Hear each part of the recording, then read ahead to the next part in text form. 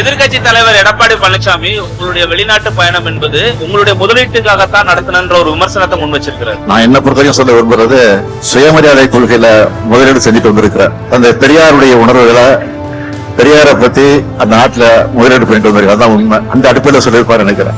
Sir, AIADMK Sengottaiyan அவருடைய பதவி பறிக்கப்பட்டிருக்கு, பத்தி உங்களுடைய கருத்து சார்? ஆக்கபூர்வமான கருத்துல பேசிட்டு இருக்கிறோம். இந்த அக்கபூர்வமான கேள்வி தான் கேட்கறீங்களா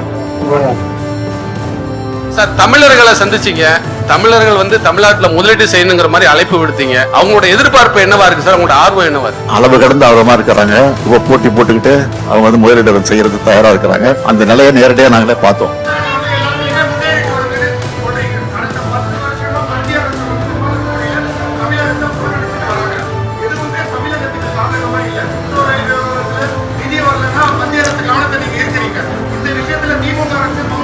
மௌனம் நினைக்காதீங்க, மௌன புரட்சி பண்ணிட்டு இருந்தாங்க. அவங்க எவ்வளவுதான் புறக்கணிச்சாலும் அதையும் மீறி முதலிடத்துக்கு வந்துட்டு இருக்கிறோம். அதுதான் முக்கியம்.